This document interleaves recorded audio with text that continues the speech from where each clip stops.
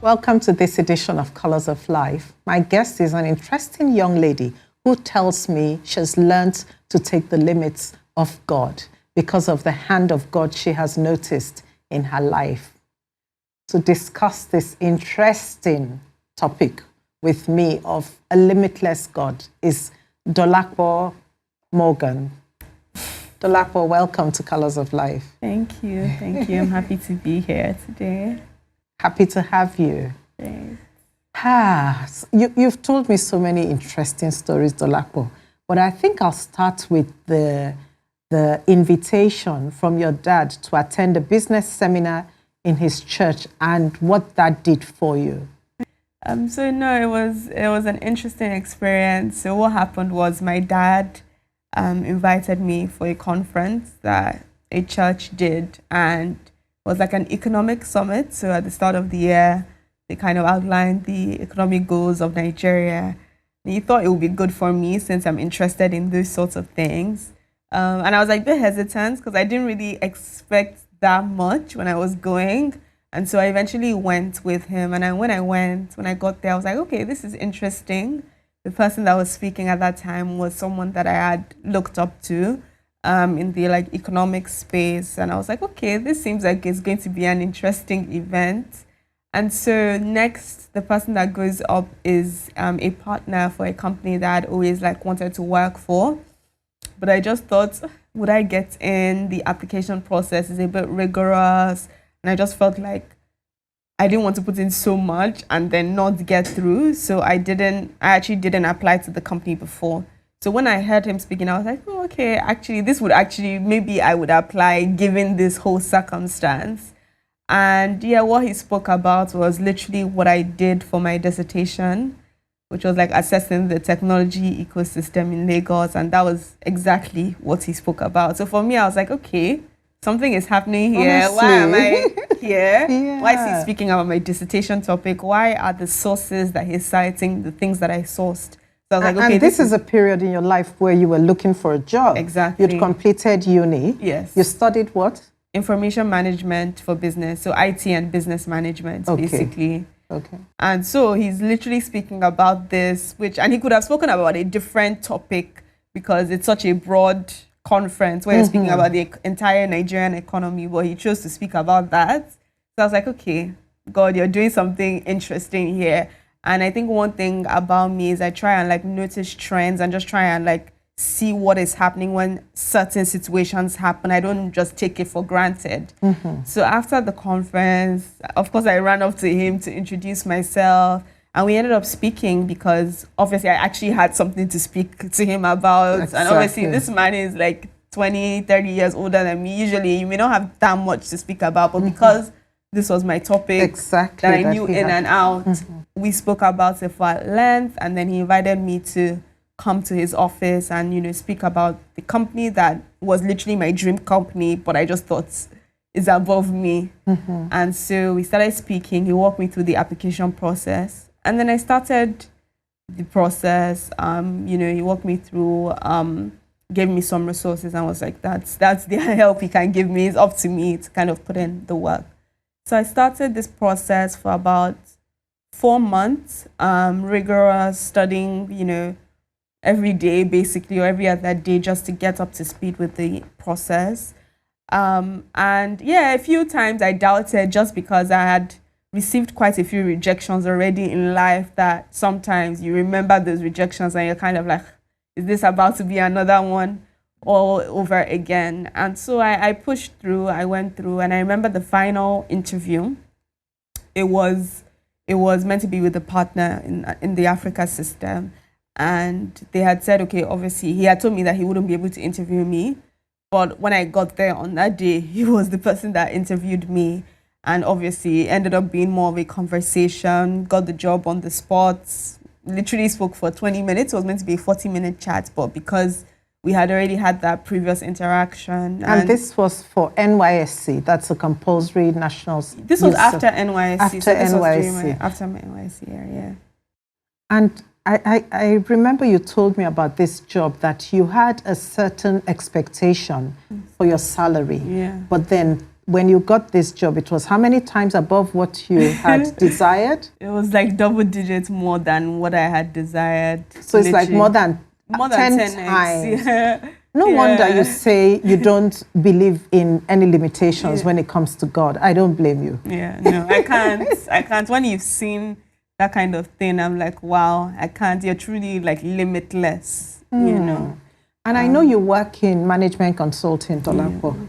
Yeah, but even before you got into your career, you have a testimony about your university, you know, where you desire to go and where you ended up and the course. Tell me about that.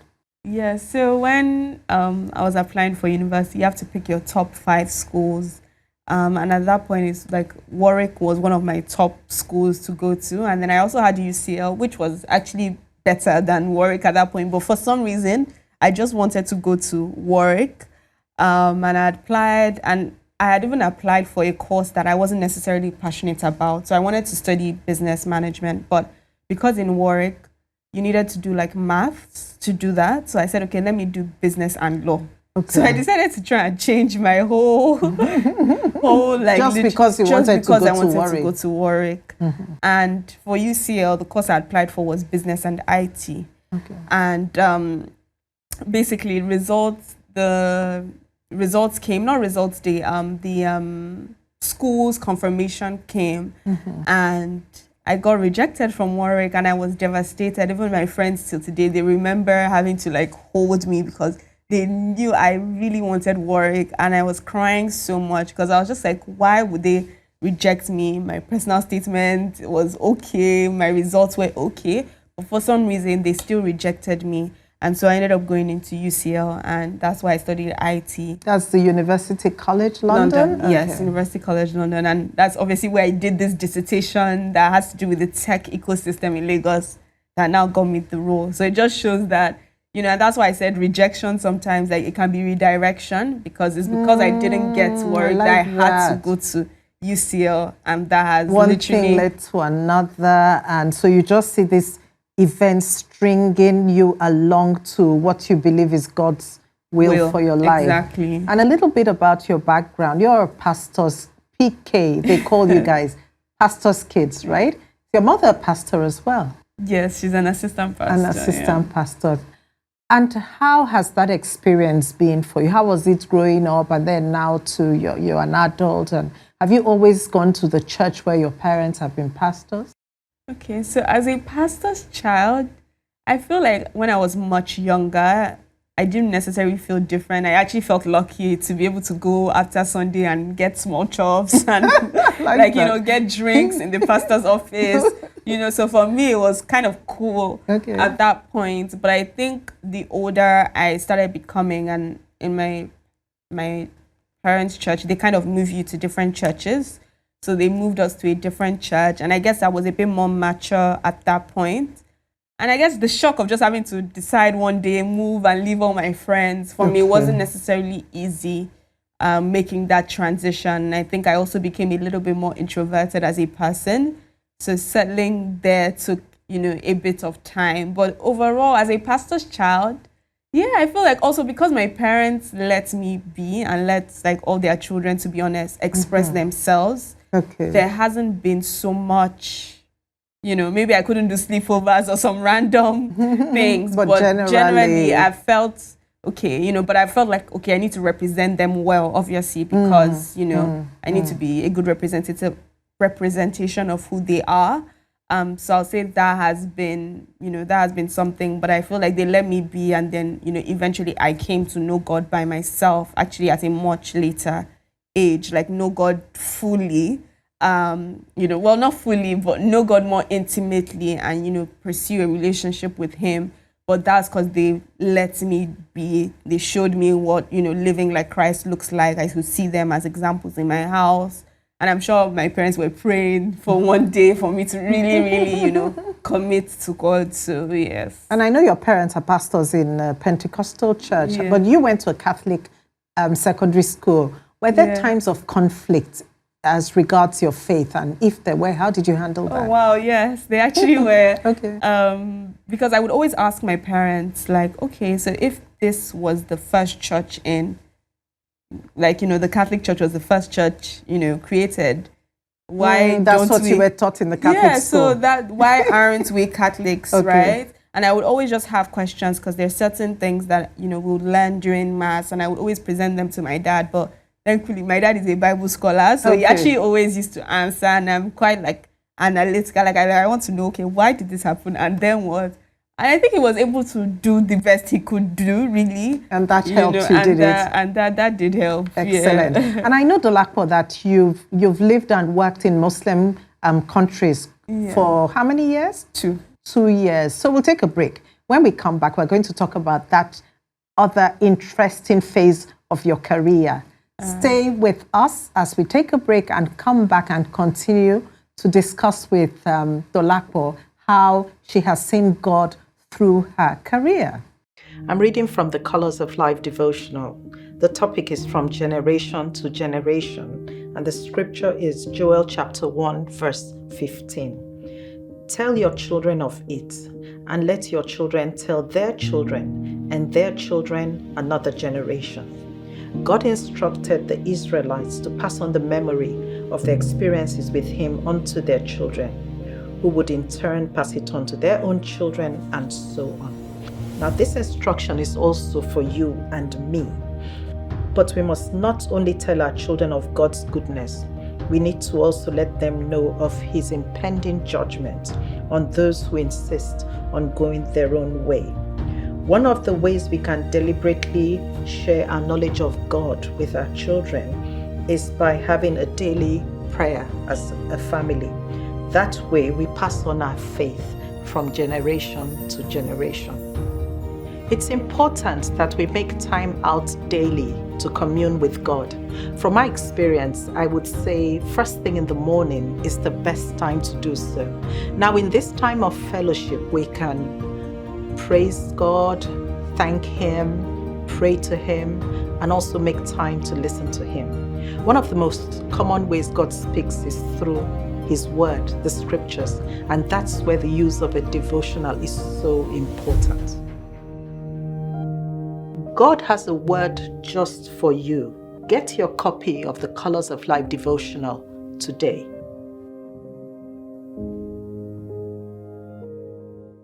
So I'm in conversation with Dolapo, who says to me that her career is so important to her. And maybe that's why it's interesting to hear her speak of how God has led her when it comes to her career. So we move from you in a Catholic school, a pastor's kid from a Pentecostal background in a Catholic school, and next thing, your career takes you to a society, an Islamic society as it were. You lived and worked in Dubai for a while and Saudi Arabia. Now, when you were in the Catholic environment and you had some questions, your father walked you through that. Now, when you got to a Muslim country, did you have any conflicts in your faith? Because I've heard people say to me, they're Christians and they go to a Muslim country like Dubai and everything works so beautifully. And in Nigeria, the Christians are praying all the time and there's so much chaos. So did you have any conflict in your faith in that environment? Well, that's a powerful question. I wouldn't say I'll say two things. So first of all, I didn't have conflict in terms of my belief. Okay. I believe in Jesus Christ. Like I believe that. And I think I went to Dubai and Saudi at a point where my faith had grown. So I think in terms of as many questions as I had, I didn't have as many in terms of what I believe, right? Okay.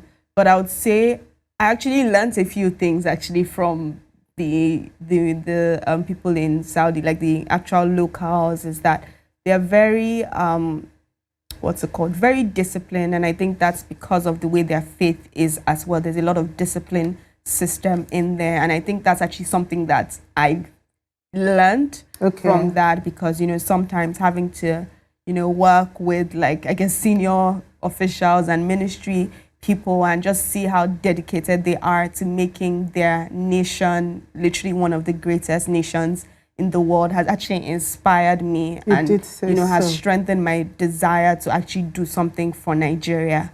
So I would say I've learned things from their character that has probably been influenced by their faith, but I haven't doubted my faith. It's actually propelled me to, to become, to do more for Nigeria. So yes. Okay, I really like that because I've seen that patriotism as well and discipline, and even in their devotion to their faith.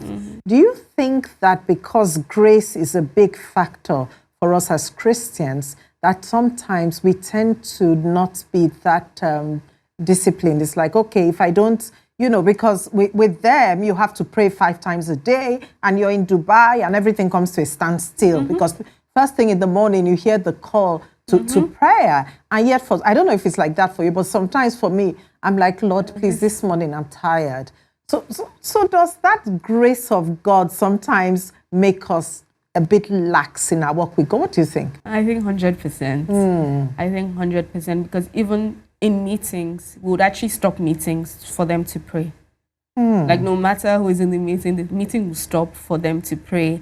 And just even having that discipline already instilled with you as a child, you would have that disciplined, that disciplined mindset. So, yes, I think. And the disciplines are important for us in our work with God, would you say? Because Jesus said, when you pray and not if you pray. Exactly. Jesus said, when you fast. Yes. So discipline is an important part 100%. Of our Christian life, I think. And the Bible also says you should run this race of faith like an athlete.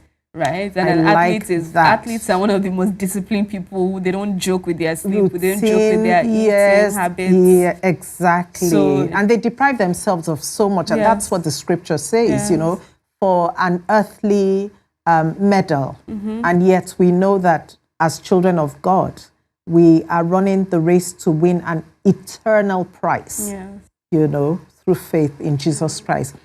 Dolapo, you now have a jewelry line. Is this from your jewelry line? Your lovely earring and pendant so and earrings, ring? My necklace and my ring, they're all refined. Beautiful. So you have a testimony as well of how God led you into this this business. So tell me about it. Because you're still in consulting, aren't you? Yes. So how come? Okay. So how this started off was towards the end of 2020.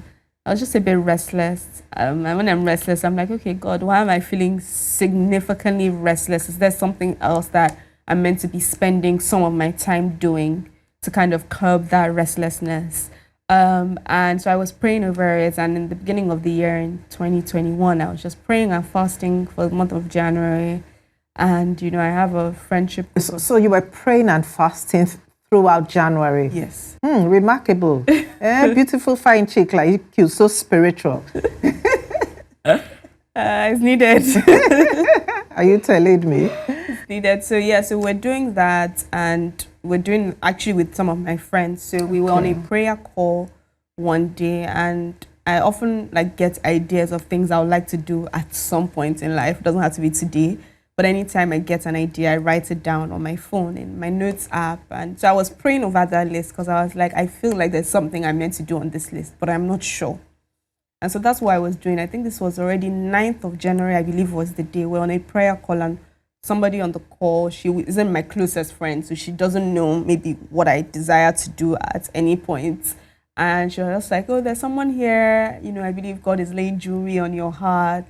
And you did show me that list. You said there was jewelry on that list. Okay. Literally, there was a jewelry business there and a lifestyle business. Okay. And some amongst some other things. And so obviously when she said that, I was like, oh, could this be me? And so I started looking at the list of people on the call. I was like, could they be interested in jewelry? Like, is this for me? Because I was just like, wow, is this really for me? But I was like, I have so many interests. I like this, I like that. I don't want to look so scattered, no focus, that kind of thing. And she literally, as I was thinking, that was like, and you're thinking, I believe you're the same person, you're thinking that you're looking confused, you're going to look like, why are you doing so many things? I mean, that is so precise. It was so precise. And from that day, the desire to just go in, just literally, it was almost like a force that came upon me. Like I would just be awake sometimes at night, just writing, working on it, because I don't know what happened, but a fire for jewelry just literally came on me at that point. And that's how you started your Refine business. The name, tell me about the name. So the name, I wanted like a funky name, maybe even something with French or something. And I was trying like different versions of names. I was like, okay, could we change this to mean this? You know, playing around with it. But I was also praying about the name.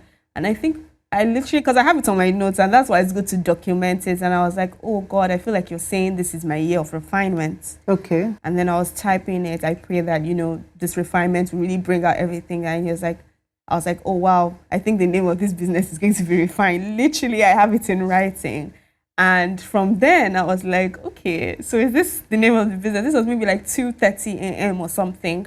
And yeah, that's basically how it came. And initially, I was like, this name sounds very strong and intense. Like, and, you know, it's grown on me. And now I love it. And even till to date, even as at last week, when I was reading the you know, what we write on our bio as the definition of the brand, it was almost ministering to me that actually you're actually really meant to embrace, you know, the refinement process to be everything that kind of God has called you to be. So that's how it is. So even when I'm in periods where it's stretching me, you know, I'm just reminded that this is why. So I feel like maybe he made the name, so I constantly remember that you need to go through this and, you know, beauty will be born. And I know we were looking at the Instagram page together. What's the Instagram name? It's called Refine_Studios. Refine_Studios. Yes. And you showed me like videos of different people. What are they doing in those videos in connection with the vision God gave you? Tell us. Okay, so when he gave me the vision, and I think I told you that I had jewelry brand and I had lifestyle brand. Yes. And he was saying that it wouldn't be an ordinary jewelry brand. It would be a lifestyle jewelry brand. And when you mean lifestyle, a lifestyle that portrays a lifestyle of someone that's actually embracing everything that God has called them to be. So for me, trying to incorporate that idea with jewelry was like how everything tie together. And he actually gave me the idea to, when we're starting each launch, we should do video interviews. So that's why it's actually Refine Studios, because it's like a studio kind of setting. Well, and I remember when I was actually just going back to the studios part, when I was trying to get a website, I couldn't find Refine. I was like, why would I add studios to it? I was like, Refine Studios. And it started to make sense when he now said that I would do video interviews and videos as our marketing strategy. So what we did was, for our first launch, we had 3 people, young people, to just speak about. It was fun as well, spoke about other things, but really to also speak about their journey of refinement. And each of them have been refined in different ways, and they were able to share that with people. So we try and also show like God through the jewelry. Okay, so these videos, they're talking about how they've been refined by God. Exactly. Okay, and I said to you, God is showing you creative ways to preach the gospel, isn't it? Yes. No, it's like I wouldn't have thought that would be how everything would tie, but you know, it's been beautiful. And people have actually come to testify and be like, oh wow, that they watched this and it was so beautiful to see this. And you know, see young people as well that are going through these experiences that also draw them to, you know, seek God. So interesting. And I have seen packages of your product, and I actually loved the name, you know, but I didn't know what the story behind the name was. But now I know, and I love it even more. Dolapo will take a break now, and we'll come back to conclude our conversation. Don't go away.